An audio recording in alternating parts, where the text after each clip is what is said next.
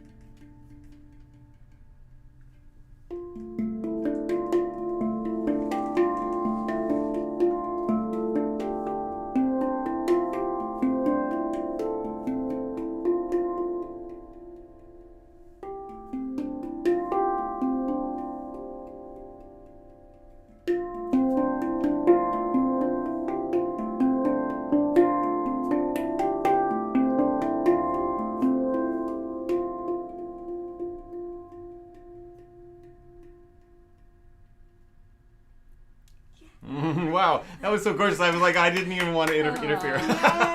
Oh, that was so pretty. Yeah, that was gorgeous. Oh my gosh. Yeah. Wow. Awesome. The That was baby's terrific. all grown up. Yeah, Awesome. yeah, right. Yeah, literally everybody. She didn't know how to really approach the instrument even when she came in. She had the classic. I think she was kind of like pulling at the notes like this and not getting the sound out of them when she first started. So it's really great to see you playing so well. David. Yes, Yeah. thank you. Thank you. Thank you so much for having me. Thank you so much for opening this beautiful door of this instrument and this healing journey for me. It's been with me, as you mentioned, in most of my travelings, and it's just a part of me. I feel like now it's I almost don't go anywhere without my instrument. It's just like a shell, and it's protecting me and my heart, and it's just awesome. That's Thank wonderful. you. Yeah. So this one is an Aris, right? Yes. So tell me a little bit about your journey with Handpans, like what you started with, how you approached it, and just some of your perceptions along the way. Definitely. So I remember I started with one of your rentals just because I was not sure if this is my instrument. I've tried guitar before, and I understood what does it mean when you're passionate about something with handpan, because I was excited to wake up and play handpan. I was excited to go to bed and take my handpan with me and just laying down and just like playing, and so I understood it's about the passion you have for the instrument, and I found that with the very first rental I got from you, which I remember had a very cute yellow color at the bottom, and I love yellow, and it was just so awesome. I loved it. Yeah. It was so different, and after a couple months I was sure, okay, this is it. I love it, and I'm sure I would love to play and explore more. So that's when I bought my first lovely handpan from David, and I still have it. It's amazing. My experience with Aris has been so awesome, because I feel like as I was improving and playing, it gave me an opportunity, because this one has 12 notes, this one has 3 bottom notes, and it just opened up even a more brighter door for me, because I learned how to play, using bottom notes, and I could create a beautiful range of, ups and downs using these bottom notes, and it's been amazing. And I think my other experience has been, this Aris is stainless steel, and as we speak, this is singing. It's just like Just the sound of your voice makes it kind of vibrate. Yeah. So Oh, yeah, singing back at you. It sings with you. It's the same when you touch it. Like, the more gentle you are with this instrument, the more connected you become with this lovely one. So I love it so much. Yeah. I'm so thrilled that you are. Yeah. It's interesting. You were just talking about the gentle touch. Yeah. Because I've had people, other like beginners, come to me and they say, how do I make it louder? And so sometimes, also even when people are just beginning to get that touch of like learning how to get the note to resonate, sometimes they hit it too hard and they're trying too hard, like doing this kind of motion. And I do remember distinctly one time telling a customer, say, play it more softly. Yeah.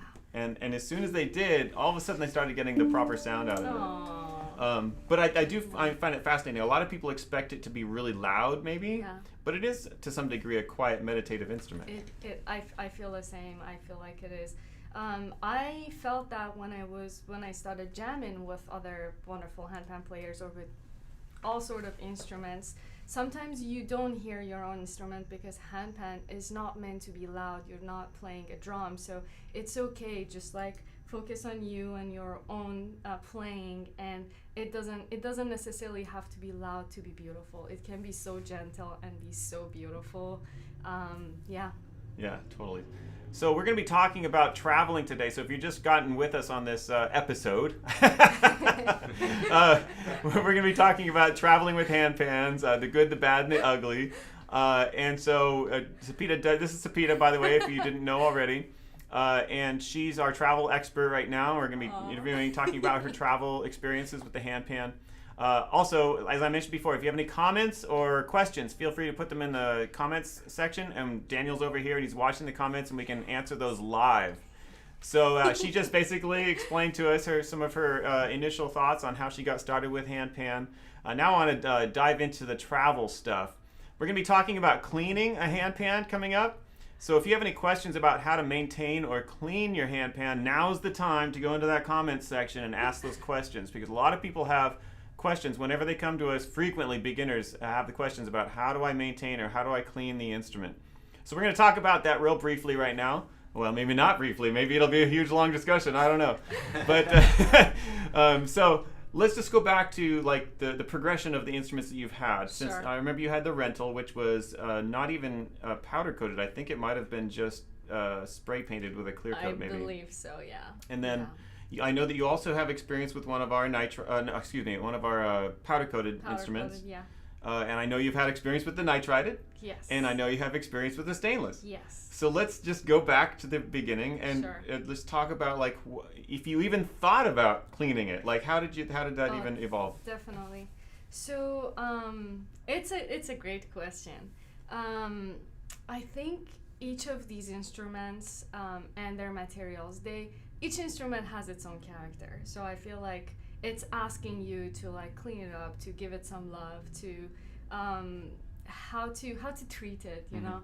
For me, traveling, because I was traveling pretty minimal, I didn't necessarily have access to, you know, specific oils to clean up the handpan. So I would just use any sort of oils, mostly something natural, which I would make sure it doesn't damage my instrument. But I have used coconut oils, I have used, you know, virgin olive oils, and I used a pretty good quality towel to clean it up. So I just want to say you don't necessarily have to have a super expensive oil to clean it up. Do it as you can. If you have access to a good oil, do it, please. But if not, still try to be gentle with your instrument. Clean it up as you can, and you will hear a more clear and better sound as you clean it up. As well as I traveled in some states that they have been humid. So the weather, you would understand it's really important to clean your handpan, and I had zero problem with this handpan. Like not a single change in anything in my instrument except one scenario in ugly part, which we're going to talk about it. But other than that, this instrument stayed as great as the first day I got it. So the more you're nice and kind to your instrument, the better sound you can get out of it. Yeah, no, that's really great perceptions. It's really interesting because we've been making and selling handpans for years and years and years. We sold a few RS to a couple people that were in Hawaii, and at different times they contacted us and said, hey, there's some little issues with the finish. It looks like it's mottled finish, or like a little bit of a problem with the gold finish. And it turns out after I got those comments from them, I started doing some studies on how the gold finish reacts to different products. So I used acids, I used salts, salt water, all sorts of different things to see if it would affect the finish. And it does turn out that salt water has a tendency to remove some of the gold finish on this instrument here. So that's why it's important, right, to make sure you're maintaining it, even in moist, wet environments, but specifically ocean or salty environments. Make sure that you maintain it, clean it off. And it just so happens that I have a couple of cleaning products over here to use as samples. So here's just like an over-the-counter stainless steel cleaner that I've used. Here's another one that has these little towelettes that are inside. These, I believe, are petroleum-based products, but they work. And I use like rags, something like this. It's like a microfiber rag, and I just wipe it down. The other thing some people have used with nitrided, like this is a nitrided instrument here. This is the Gaia that we sell here at Dii, and I'm just reintroducing it this month. I haven't made the Gaias for a while. Yay. So this is the Gaia, and some people in the past have used frog lubed. I know that was one of the preferred rust inhibitors or whatever, that sort of thing, and it's food grade, so it's really not a petroleum product. Try some. Is it good? Exactly. Is it good? But yeah. Does it taste like frog? Exactly. But frog lub's another option. But I've also heard several people now talk about coconut oil. Yeah. So sounds like coconut oil might be one of the greenest ways to keep your handpan, especially a Gaia or a nitrided handpan, clean. You don't have to do it like every day, right? But maybe if you wanted to just wipe it off with a towel. Sometimes I even suggest like Windex, or even just regular water. Just wipe it down to get the oils and greases and stuff like that off the instrument after you play it. I have a question. So Yeah. did you use the oils on the RS also? Yes. Oh, okay. Oh, interesting. How about because for our powder coating, I don't think we would. Oh no, powder coating, yeah. Powder coating would need oil. It would just be the plain steel type. Okay. Yeah, because powder the coating. Gaia I know for sure. Yeah, like this instrument back here is powder coated. And so it would just build up on the outside of the powder coating. It really doesn't do anything at all. So you would just need a mild cleanser like Windex or some kind of glass cleaner.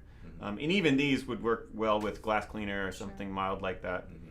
Did you find that the coconut oil builds up at all? Does it cause like a residue? It was softer. I liked it. I liked the first touch after cleaning with coconut oil. Yeah. That's not a lot, right? You don't see like a thick layer. It doesn't give an oily feel or anything no, like that? not at all. Just a little. Okay. Just a little bit. Yeah. It's just to moisten the I mostly thing, use the spray. Just a little Oh, yeah, bit yeah, of yeah. that spray. I've seen those. Yeah. Yeah, that's a good idea. Because I do have a Gaia at home, and I noticed, because it's just been sitting, and I haven't played it in a while because I have the other. Yeah. But I did notice that there were little rusts started to on the top of it, and then I got some frog lube, and I just kind of wiped it down, and it just went away. So it was kind of cool. Yeah. So, yeah, and also you live kind of close to the ocean too. Yeah. So you have to be extra careful over there. Yeah. I think one thing I would like to also add to what you said with the salt water. So when you play a lot, or when you're playing in a hot weather, when you sweat on your instrument and you put it in the bag and don't touch it for a couple of days, you will see some changes. So please, in those moments, try to clean it up right away when you get home. That's a very good point, because some people, there's actually a condition, guitar players have this problem. Some people have acid hands, they call it. I think that's a term. You could Google it, look up acid hands. And their sweat is extra acidic. And so guitar players will play the guitar like an electric guitar, and their strings will rust really fast. Or even the components of the guitar, like the pickups and stuff, will start to rust because of their sweat. And so same thing could happen potentially with a handpan. So just be aware that your sweat does have acids in it and then salts in it. And so just make sure if you do sweat on it, just wipe it off quickly and just kind of maintain it. You know, that sort of thing. We are ocean creatures, right? Yeah. Yeah, right. 90% water. Yeah. And it would be a saline, I would figure. So salty water. All right. If anybody has any further questions on cleaning or maintaining their handpan, let us know. Put them in the comment section. We can answer those questions for you live. It'd be great to hear from you.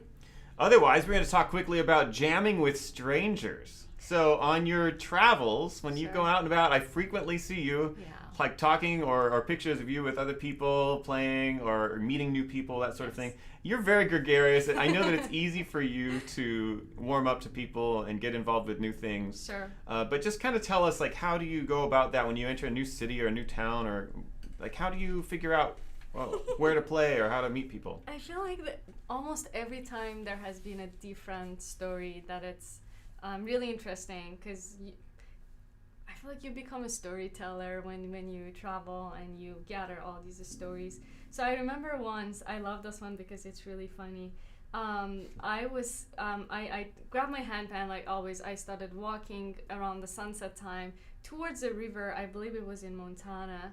I just started walking by the water, and it was so great. And I picked a place. I was like, okay, this is wonderful. It's just, I can see the sun setting, and I have my instrument. I'm gonna sit down and I'm just gonna play.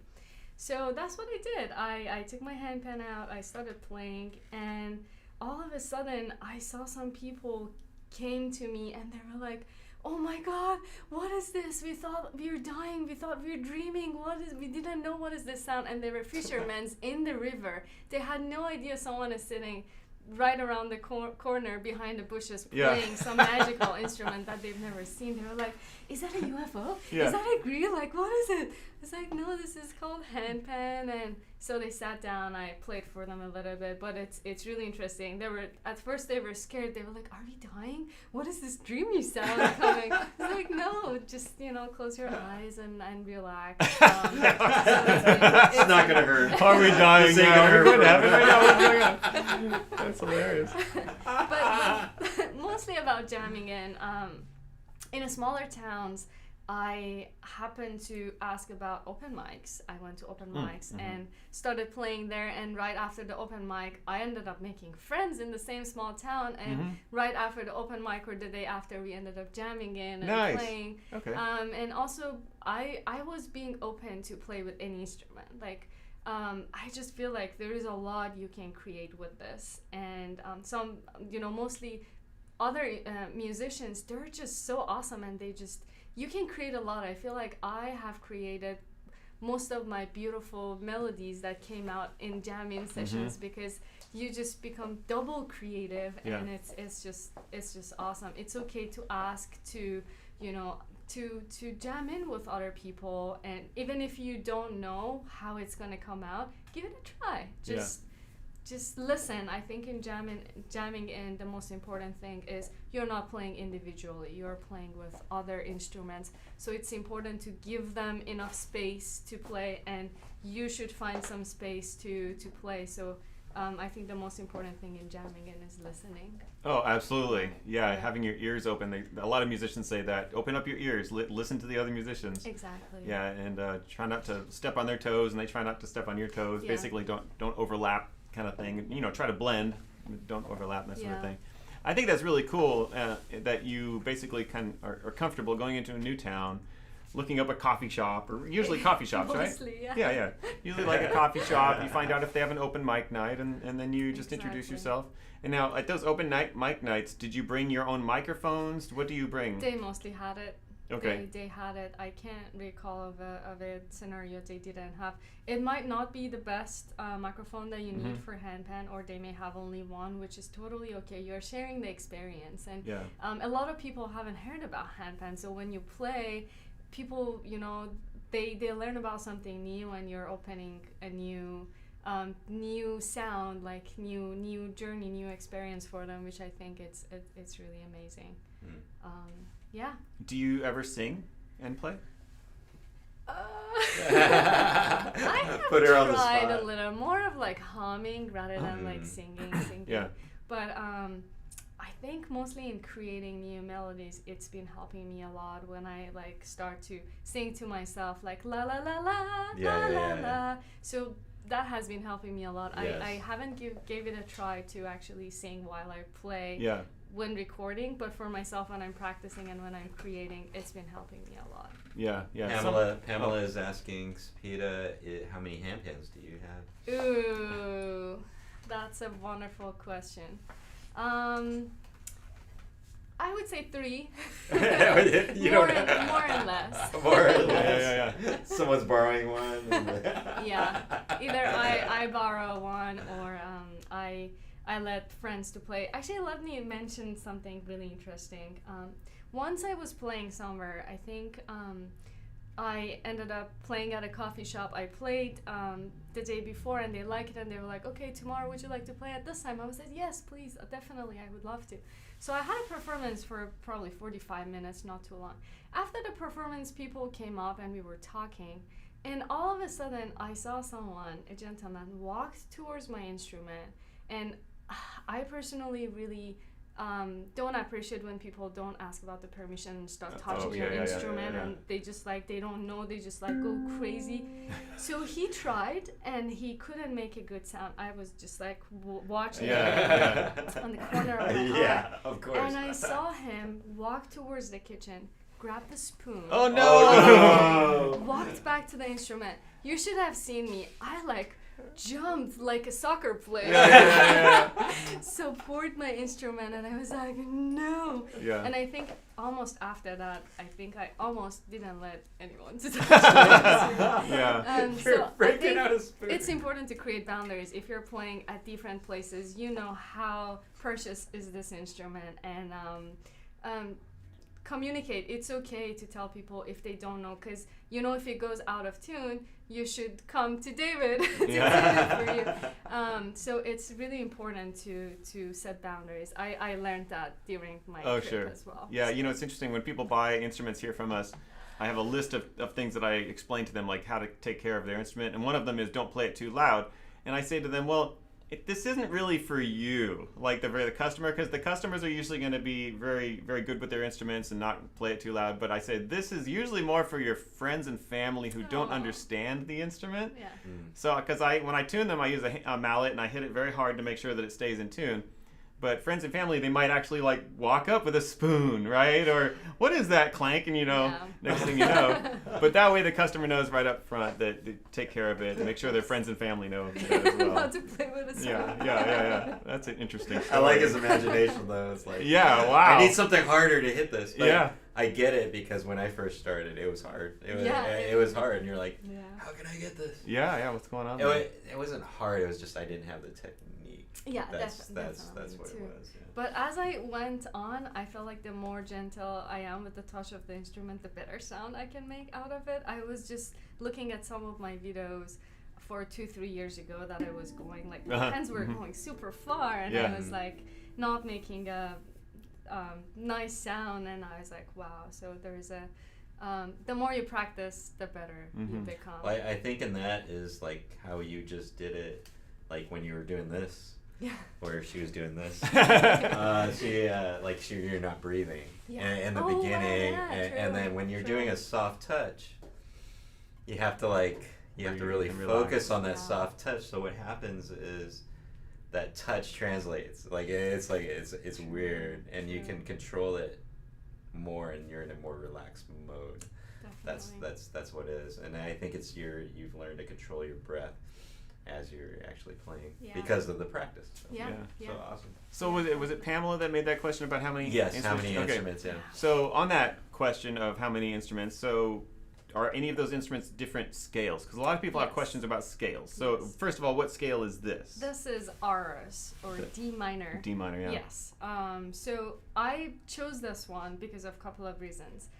One, we talked about it because of the stainless steel, and David instruments sing, and I love that. You don't touch them, they start singing. They talk with you. So I love this instrument. Wow, the other reason is I found D minor really comfortable to jam in with other musicians. Absolutely. Doesn't matter if it's been an Iranian traditional instrument or a guitar or an electric guitar, almost anything, or even a piano. I tried it recently in Seattle with a wonderful piano player. It's just it goes great with everything. So that's the main reason I picked this one. I had the opportunity to play some other scales of David's instruments, and what I love about trying different instruments is that your ear can, or your mind can create a different opportunity when you're creating a different taste of music. So one thing I recommend is that try not to memorize one thing and go the same on every instrument. Like it's wonderful to like do arpeggios like this.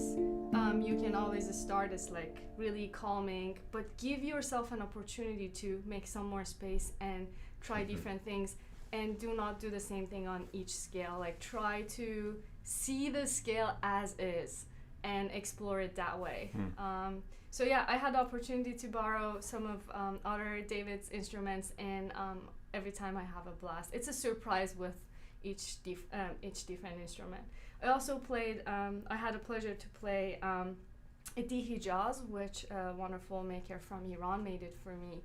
That one also, it was Middle Eastern, and I feel like I could create some memories from my childhood, and I could connect with that, or use some of Iranian musical techniques to play that instrument. So that also gave me a great opportunity to play with Dii Handpan. So. Yeah, so for you, the Hijaz was kind of like a cultural connection, yes, right? Cultural connection, definitely. And so the notes, like specifically the notes, in an intellectual way, it was less of the factor. It was more of just like the entire thing just made you feel like you're at home kind of thing. Yes. Yeah. Yes. And then I think you've got a pygmy right now, don't you? Is it the? Yes, the green one. Or I don't G remember. minor pygmy, or No, I think it was like a G B flat pygmy or B something like that. flat? It has an F in the middle. Yeah, I forgot this. Yeah. That one.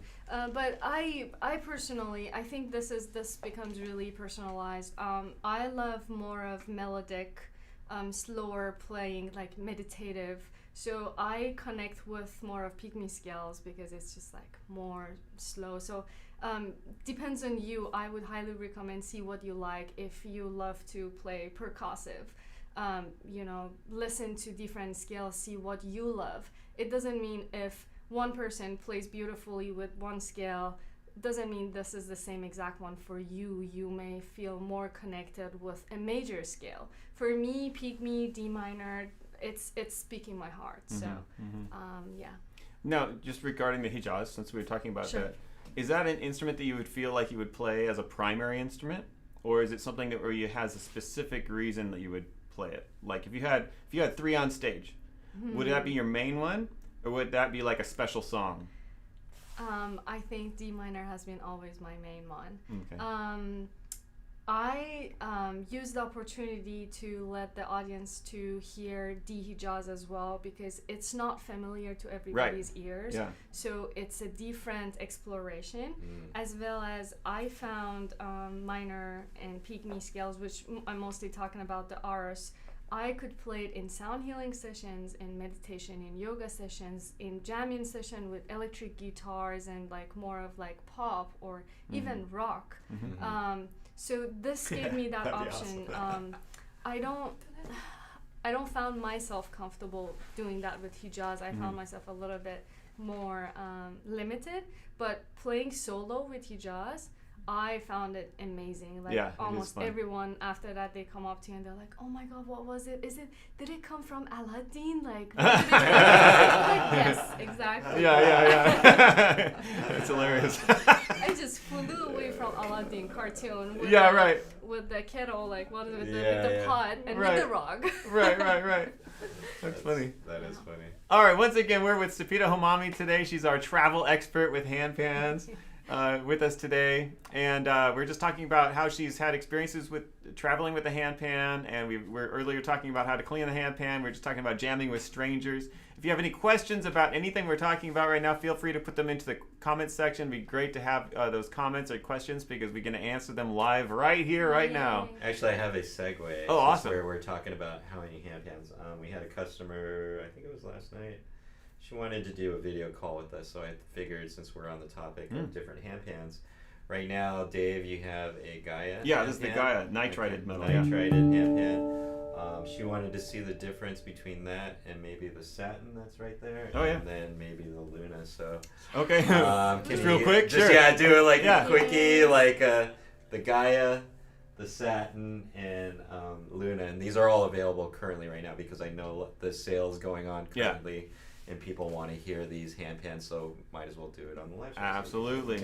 All right, so let's just go ahead and play the RS like a scale, like up and down. Yeah, you do your thing, Dave. Sure.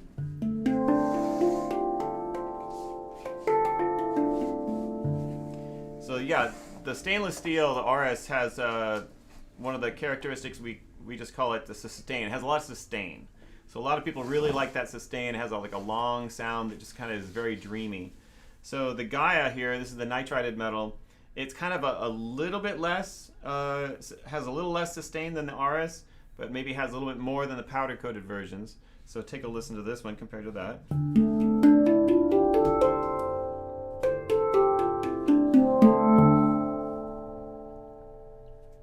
So it still has a very nice blended sound, and they all will.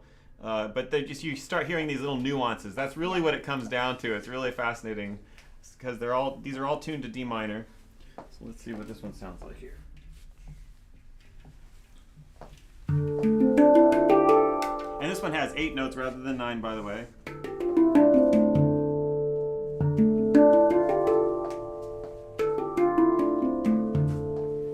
So that's the satin finish. You see it's not quite really super glossy. And then this one, we call it the clarity model.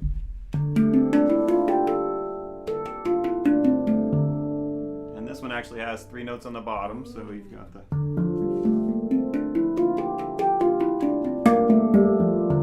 Sorry.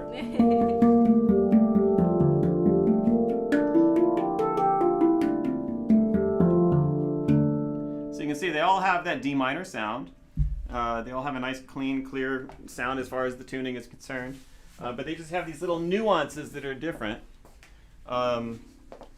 So every customer is a little bit different. Interestingly, speaking of customers having different reasons for choice, we had a customer come in the other day, and one of the reasons he chose the Clarity, and it wasn't the entire reason, but just one of the reasons, was because he was having allergic reactions to certain things. Oh. And so he was a little concerned, like maybe with the products that we were putting on here to clean them or maintaining them, that sort of thing. Sure. He was a little concerned maybe he was going to get some kind of allergic reaction. So he actually wanted to go with the powder-coated Clarity because he felt like he could clean it and not be worried too much about the and allergic I think reactions. Too, like a lot of people are like they're worried about like even getting the same scale. You know, even though all our pans are D minors, they all, obviously, if you've heard, they all have different sounds, right? And like even at the gig that we played, we had an RS and a Luna, but they sounded totally different, and it gave off like a different vibe on each one, but we were playing together. So, you know, to have multiple same scale pans is also cool, and also different scale pans, because like Sepideh was saying, they all have different little characters and stuff like that, and it's like super cool. Yeah, you know, and also by the way, like Sepideh has some notes on the bottom of hers. This one does not have any notes on the bottom of it. And even by adding those notes on the bottom, sometimes the whole thing resonates slightly differently than one with a solid bottom. And so it's just all these little nuances, and a beginner might not really be able to tell as much as somebody that's had some experience with handpans, but as you grow as a handpan player, you just start to notice some of these nuances a little bit. And you know, it's interesting regarding like beginners and approaching handpans. Like you started on just a basic 8-note, I think it was like the 8-note top. That's usually a lot of people like to start with the 8-note tops because it's a little simpler to start with and it's more approachable.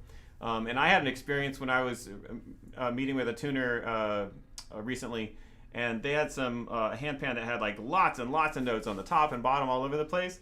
But normally when I tune something, I know where everything's going because I'm the one who put it together and I'm the one who tuned it, so I know where all the notes are. But here I was approaching somebody else's instrument that had like gazillions of notes on it and looked really fancy. And it sounded beautiful, but I was having a hard time playing it because I couldn't figure out where the notes were situated. And that's when it struck me. I thought, oh, that's what it's like to be a beginner, right? Yeah. I was like, oh, yeah, because they don't know where all the notes are yet. And even though it might be only 8 or 9 notes on the top, they're still exploring those and still kind of a little confused. So I was glad to have that experience because it made me feel a little bit connected to the beginners that we see. Right. Thank you, Dave. I just wanted, because people have been asking questions. They've been wanting to have video calls because they're not here. Yeah. And, you know, the second best thing would be to actually hear it.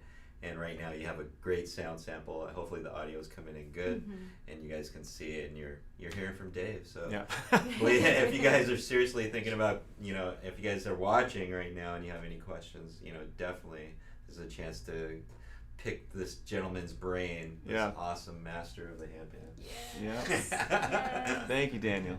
All right. Well, we got a couple more things to talk about. One of them is going to be the damage thing. So what do you do when your instrument gets damaged? Let's just go ahead and let's talk about that. Let's just so the show was called The Good, the Bad, the Ugly of Traveling with a Handpan. And mostly we've been talking about the good, right? Maybe a couple little bad things here or there, but then we had an ugly, unfortunate experience, right? So tell us about this experience that you had that kind of got you upset. Sure. So we talked about all the great things and good things and nature and river and all. But as I mentioned, this is a part of me. So I was driving through Rocky Mountains, beautiful Rocky Mountains of Colorado. And it was a perfect timing. Again, it was closer to sunset time, and I got to the top, and I was like, oh my goodness, this is a perfect timing. And I have my instrument just sitting in the back.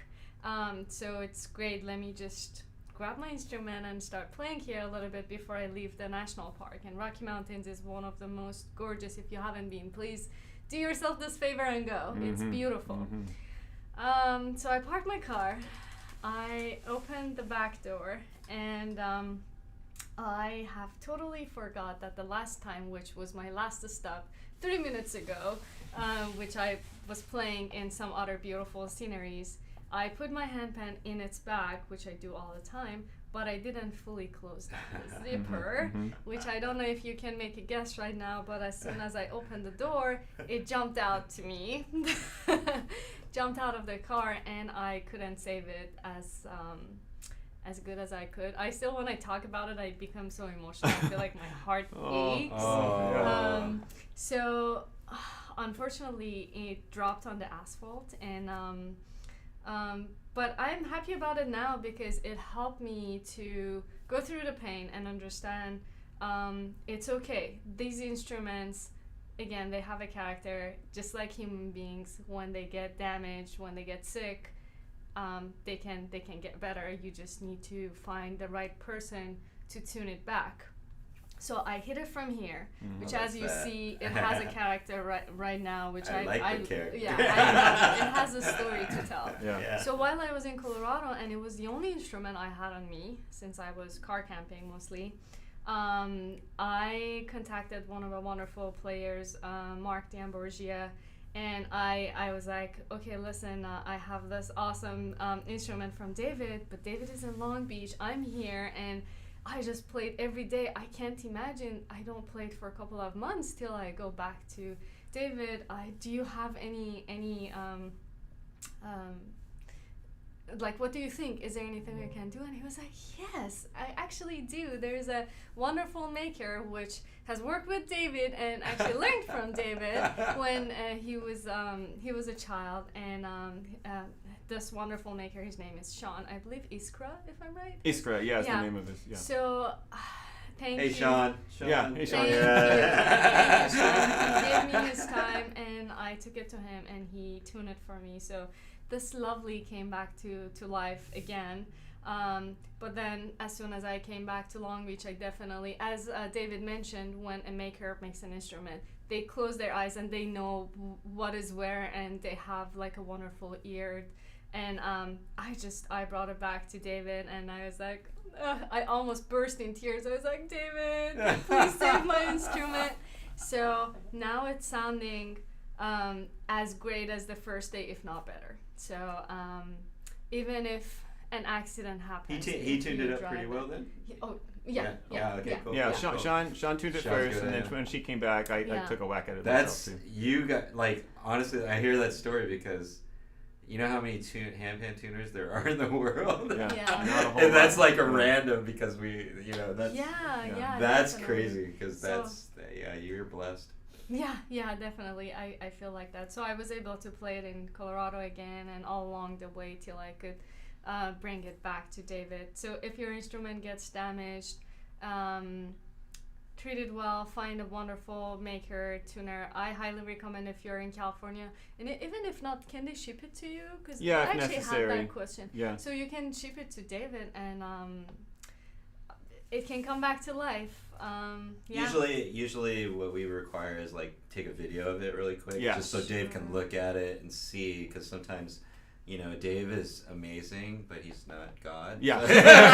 Exactly. But I've seen some crazy stuff. Like if you ever watch, like we can go back on our videos, the Phoenix Handpan. I think I remember that one. The one, the fire, where you brought it back. Oh yeah. Oh, that was not Phoenix. That was Redding, California. Yeah, but I call it the Phoenix. Oh, that's right. Yeah. Got it. It got burned. What? Oh, burned in a fire, like house the fire. fires that they had up, and then it was a customer of ours, and she goes, they found it, and she bought a new one, but Dave goes, you know what, we're gonna do this, and he redid it, and it did, of course it's fire, but it was playable. Yeah, you know what I mean? And I was like, wow, that's awesome. Yeah, that was a fun project. Yeah, it was super cool. Yeah. So so now you have your instrument. Obviously has some little scars at the top, but that's okay, right? We all have little scars here and there, right? That's the way it goes. And I'm glad that it worked out, that you were able to find Sean, and obviously I was able to work on it myself, so I'm glad that it all worked out and resolved. Now another question a lot of customers out there might have, which I know that they have this question because frequently when people come in and buy one, they say the following question: how do I know when it needs to be tuned? That's usually the question. How do I know when it needs to be tuned? So people are usually thinking of it like a piano, like frequently a piano, they'll buy a piano and then a couple years they'll get it tuned by a piano tuner, that sort of thing. And I have my explanation, but I want you to tell us your experiences with like how you've maintained your instruments as far as tuning is concerned, and maybe even like maybe you've heard some stories from other handpan players that you've met, like how do they maintain them? What kind of frequency, like Sure. that kind of thing? Sure. So I think about tuning. At first, when I started, I believe my ears were not as familiar as the right tone of the note. So I think the more you play, the more you become familiar with your instrument, the more you can hear if it's a little out of tune, you will know. But then what I recommend, and what I did at least when I first started, I would bring it to David and I would ask him, would you please check and make sure this is in tune? And my instrument, wonderfully, so it didn't go out of tune for a couple of years, and even after that it was still in tune, but I was playing for years, so I asked David to take a look again. But also there are some tuning apps that if you're familiar with, if you know each note, like if you know what notes you have on your instrument, you can use those. I think iTuner, or like I've used it for guitar before, but you can use that and make sure you're you're getting the right notes. But that's what I did. Interesting. Okay, so it wasn't so much like every 3 months you got it tuned. No. It was, you just kind of listened to it. At some point you thought, well, maybe it needs to get tuned, so you took it in and that sort of thing. I think it very much depends on one's playing as well, because I realize that people who play super loud, like as you mentioned, or like too much percussive, that they hit the ding or any of the notes a little not as gentle. It has these dimples, like they're so sensitive, as well as the ding, like the whole thing. So I think also the playing of one player matters. Like if they're playing super loud, it might go out of tune much faster than a person who is like cleaning in a in a regular basis and like playing gentle. I feel like that also matters a lot. Yeah, I think you're right. And the environment too. Like sometimes people play in the sun. If you play in the sun and then the shade, and then the sun and the shade and the sun and shade back and forth, the sun will basically heat the metal unevenly and sometimes make the metal expand and contract, and it makes the notes go in and out of tune. So it's possible that like drastic extremes like that, going back from one to the other, could maybe make it go out of tune slightly faster than another way. Not to make you don't have to feel scared about this stuff. I'm just kind of like, this is what might happen. Sure. But again, what I've noticed over time, at least with my own handpans, is they tend to go slightly sharp over a period of time. Luckily, they usually go slightly sharp altogether, so the listener doesn't really notice because they're all going out slightly sharp at the same time. Most people, when they have a problem with a handpan and they bring it in for tuning, it's usually because of like some kind of damage, something like that. It fell or it got bumped, and usually one note is a problem note as compared to the other notes. So that one note is really obvious that there's something wrong with it. And then a couple times people have brought me instruments where the two shells here that are glued together, the glue has come apart, and that will make the notes sound very dead, and it's almost like that kind of sound. They have very little resonance at all, and they don't have any sustain. There is a question. Yeah. Pamela's asking, do you travel with any sort of stand or seat? That's a good idea. Accessories. That's like we had little backpacks question. were maybe a question, but like, what other kind of stuff To do be you use? honest, no. I'm not used to playing on stands a lot unless I'm playing couple handpans, which I had some performances that I played too. So on that case, yes. But other than that, I just either sit on the floor or find a seat that doesn't have like something that limits your movement, because you want to have like completely, you want to be able to move your hands and like lean to your instrument, or like especially when you're playing bottom notes, you want to have enough room. So yeah, I just recommend that. I had a very basic REI camping chair which has been comfortable and I've been using, but if I had performances, they usually had a chair that didn't have any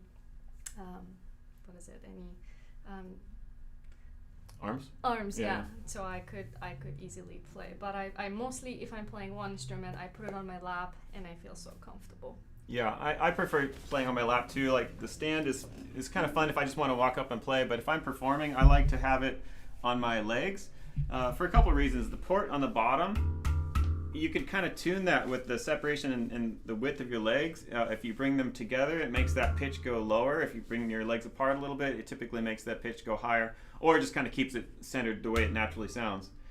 So I like to have it like that so I can manipulate the goo sound. But also, like Sepideh was mentioning, was you can actually kind of embrace the instrument and kind of move with it rather than with the stand being separate from you. I like it being close. Yeah. And then also with the bottom notes, again with my legs, you can kind of position your legs in a specific spot where you're not touching those bottom notes, but you can also kind of move the handpan like this back and forth with your legs. So it might make it a little bit easier to connect with some of those notes on the bottom shell as you're playing. So yeah, I prefer playing like that as well. Yeah, same here. Well, for me, I do travel with both. I have the little camping seat, like Dave, if you right on the side, it looks kind of like that, but this is the small stand. Yeah. Actually, I took one of the Dave's Island stand. I cut one that fits in my check-in bag, so it's like about 20 inches or something like that. So, and that's high enough with the camping seat if you want to bring that with you, and you can have it like that. But the minimum, I would bring a camping seat because a lot of times people don't have a seat that works, or it's a muddy spot or it's wet. I want some place to sit. Or like even in your bag, you can, like, if you see the bag behind you, Sepideh, like you can fit I would put a blanket in there. Oh, there's also a space in the front. Yeah. Little pocket. I would put a blanket inside to protect the handpan. 2, you can use that to sit down if you're in a grassy area. So that's what I do. Totally. Yeah. Cool. And then finally, let's just talk quickly about how you learned. Did you take any lessons? Because a lot of people out there are also considering lessons, or how do they get started? So again, we kind of heard your story early on that you started out with a rental and then you moved on to different instruments like that sort of thing. Did you ever connect with a teacher, or did you ever, how did that work? Or also down the line, have you been giving lessons to anybody else? Sure. So yes to the last question, I'm teaching lessons, so please, if you have any questions or if you would like to explore with me, if you like my playing, feel free to reach out to me on my Instagram or email with Sepideh, so I'll be happy to help you to transfer the knowledge I have. I would be more than happy. As of learning for myself, I remember when I started with my rental, David, I'm talking about the pre-COVID life, I think it was the first Saturday of each month. It was something like that, first and third. I think it was first and third Saturday. Maybe 2 of that. So I started with that, and it really inspired me because either David himself was teaching those classes, and I was just looking at his hands like rolling on the instrument, and I was like, wow, so this is how you can do it. Or also in some other sessions, he had some other beautiful musicians came, and they were also very inspiring because I feel like each musician plays differently, so I could hear, oh, so you can play like this as well, or you can like mute like this, or do the slap here instead of there. So it gave me more opportunity to learn, okay, there's different things you can do. It's not just one thing you have to follow. And I remember once, I think this is also the first year I studied, wonderful player Adrian Portia had a performance in LA, and I remember I went to him and I was like, I just love this instrument so much and I love your playing. Would you please give me a lesson? He was like, but I'm leaving tomorrow. I was like, anytime you say. I just want to have a lesson with you. So I had the pleasure to have one lesson with Adrian Portia. Wow, before you left? Wow. That was right before his flight, so I really appreciate him for giving me his time. I get it, Sepideh. That's awesome. See, that's what makes it too, is just your passion on playing. Yeah. And recently I've been connected, with David to bring it to as of more of community. So hopefully I can have the pleasure to work with David more, to have some workshops or just like some opportunity that we all gather and play together. I did one in Colorado recently. Adam Malouf and Mark D'Ambrosio were leading this wonderful handpan gathering, and one thing I learned is that yes, I have jammed in with other handpan players, mostly with David, but over there I learned to jam in with 5 handpan players at the same time, and each person is playing differently. So that also taught me a lot as of being a good listener, because you cannot play super loud or you cannot play just like dominantly. You have to listen, you have to let all the 5 handpan players to play, and I feel like I learned a lot.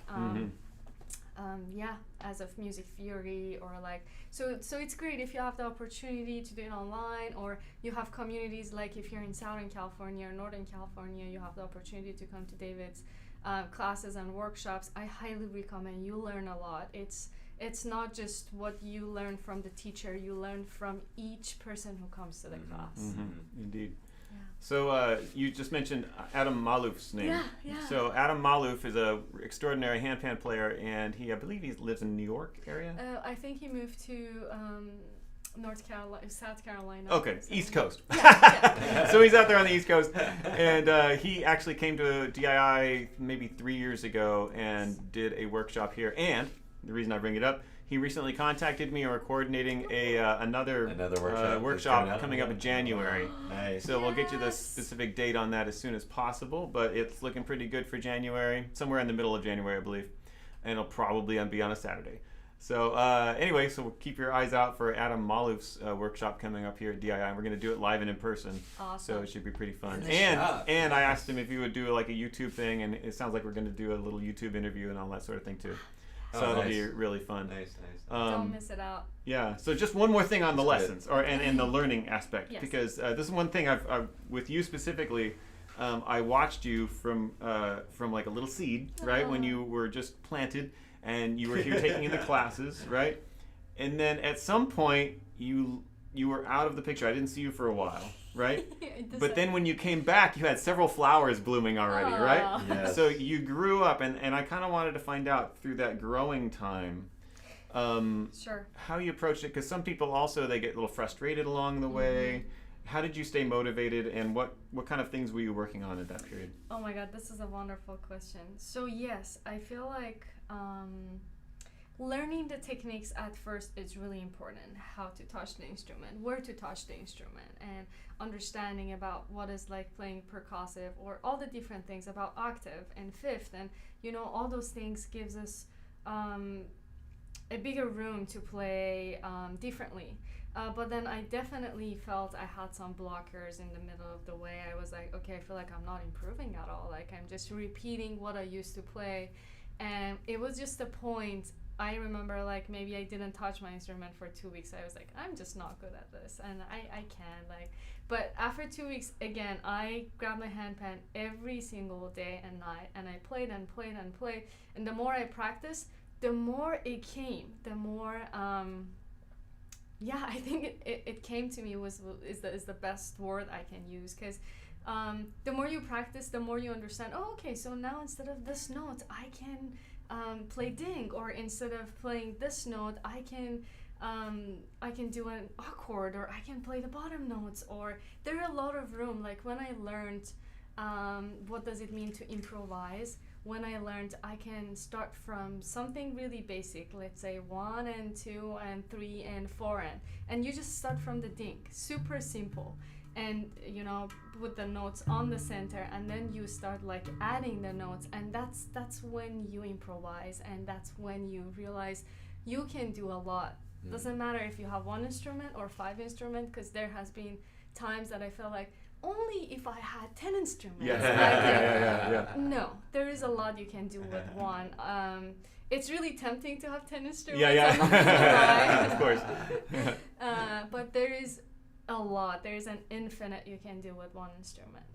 Lots and lots. Oh my God, we haven't even scratched the surface. All right, with that, if you have any further questions out there in the YouTube universe or Facebook universe, wherever you are, feel free to put them in the comment section. We'd be happy to answer them. Otherwise, I think I have something new that I wanted to play. Please do so. I would love to. So frequently, I mean, all of us get into little habits as performers, and you kind of sometimes play your thing over and over again.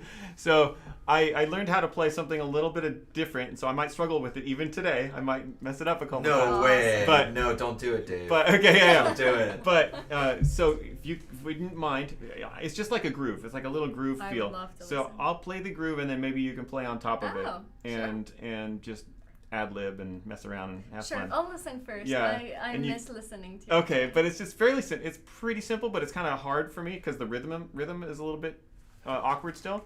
So let's see what happens. Sure. But otherwise, thank you so much, everybody out there. We're gonna play you out, And so you can listen for a little while to the lovely Handpans here. And thank you so much, Sepideh, for checking in with us again. We'll probably check in another 6 months and see what you're up to. Can't wait. Thanks for having me. It's always a pleasure. Yeah, you're welcome. You. All right. Thank you. Oh, my wife is here. Hi, Jackie. Yay, Jackie's here. Hi. All right. She's So I'm gonna live. play a little something here and Do see if it. we can do Do this. it, Okay. Dave.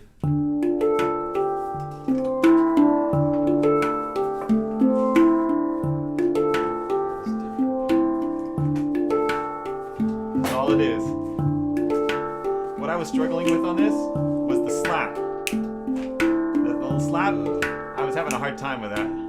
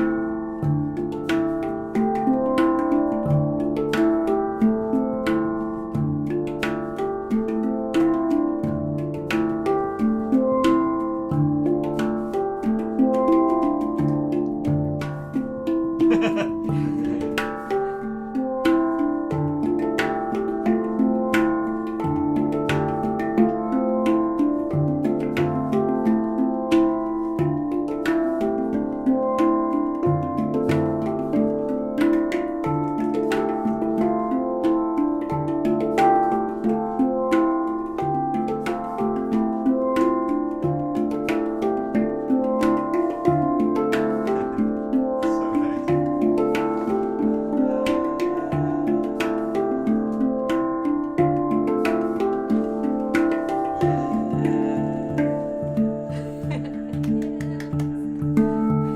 All right, there you go, everybody. Have a wonderful week. See you next time. Yeah. Bye.